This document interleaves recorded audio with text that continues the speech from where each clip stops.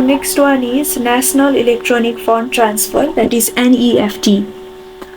आजभन्दा केही वर्ष अगाडि यदि तपाईले आफ्नो ब्याङ्कबाट अर्को ब्याङ्कमा पैसा पठाउनु पर्यो भने दुईटा मुख्य समस्याहरू थिए। त्यो भनेको चाहिँ एउटा फिजिकल भिजिट हुन्थ्यो, अर्को चाहिँ डिले हुन्थ्यो। यो समस्या समाधान गर्न नेपाल राष्ट्र ब्याङ्कको निर्देशनमा एनईएफटी जस्ता इलेक्ट्रोनिक फन्ड ट्रान्सफर प्रणालीहरू लागू गरिए। सो एनईएफटी भनेको के हो भन्दाखेरि it is a nationwide one to one electronic fund transfer system that facilitates digital movement of funds where transactions are settled in hourly basis using a deferred net settlement mechanism. So एनईएफटीको प्रक्रिया बुझ्न धेरै नै सजिलो छ र यसको core concept भनेको चाहिँ ब्याच सेटलमेन्ट हो। ब्याच प्रोसेसिङमा अपरेट हुन्छ अनि अरू फिचर भनेको चाहिँ 24/7 अभाइलेबल हुन्छ, किनभने यो अनलाइन नै हुन्छ। मिनिमम अथवा म्याक्सिमम लिमिट सेट गरेको हुँदैन। लो अथवा zero charges, almost zero charges नै हुन्छ, तर कुनै ब्याङ्कहरूले चार्ज लिन सक्छ र यो सेन्ट्रल ब्याङ्कले नै रेगुलेट गरेको हुन्छ। त्यही भएर यो हाइली नै सेक्योर इलेक्ट्रोनिक सिस्टम भनेर बुझिन्छ।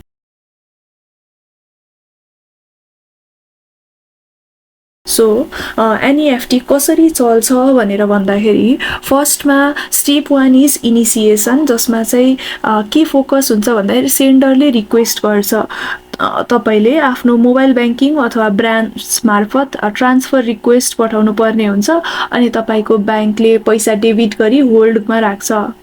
नेक्स्ट वान इज पुलिङ, जुन चाहिँ जसमा मेन फोकस भनेको चाहिँ सेन्ट्रल क्लियरिङ हाउसको हुन्छ। दिनभरि देशभरिका सबै पार्टिसिपेटिङ ब्याङ्कहरूबाट आएको अनुरोधहरूलाई चाहिँ एनसीएचएलले निश्चित समयको लागि ग्यादर अनि पुल गर्ने काम गर्छ। Next step is settlement, that is batch processing, जसमा एनसीएचएलले हरेक 30 मिनट्स अथवा 1 आवर अथवा 2 आवर अथवा तोकिएको समयको अन्तरालमा त्यो पुल गरेको रिक्वेस्टहरूलाई चाहिँ एकैचोटि प्रोसेसिङ गर्छ र यो deferred net settlement, that is DNS प्रोटोकलमा आधारित हुन्छ। अनि अर्को भनेको चाहिँ credit, which is the last step, जुन चाहिँ रिसिभरको ब्याङ्कमा फोकस हुन्छ। सेटलमेन्ट भइसकेपछि पैसा चाहिँ रिसिभरको ब्याङ्कमा पुग्छ अनि ब्याङ्कले बेनिफिसियरी अकाउन्टमा रकम जम्मा गर्छ।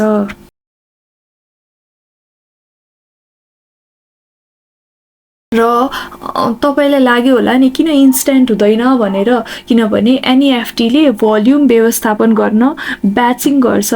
एकैचोटि इन्स्ट्यान्ट गर्दैन, एउटा ब्याच क्रिएट गर्छ, अलिकति जम्मा गर्छ अनि त्यसपछि फेरि पठाउँछ, फेरि जम्मा गर्छ, फेरि पठाउँछ। लास्टको ब्याच मिस भयो भने फेरि अर्को ब्याच सुरु नहुँदासम्म वेट गर्नुपर्छ। त्यही भएर त्यसलाई केही टाइम लाग्न सक्छ, फ्यु मिनट्स टु आवर्स लाग्न सक्छ। सो इक्जाम्पलमा भन्नुपर्दा यदि हजुरसँग 10,000 रुपैयाँ छ र हजुरलाई एनआइसी ब्याङ्कबाट एनएमबी ब्याङ्कमा पठाउनु पर्ने हुन्छ। तपाईको 10,000 को अनुरोध एनआइसी एसिया ब्याङ्कले स्वीकार गरेपछि त्यो रकम इमिडिएटली सेन्ट्रल क्लियरिङ हाउसले तोकेको नेक्स्ट ब्याच टाइममा सेटल हुन्छ।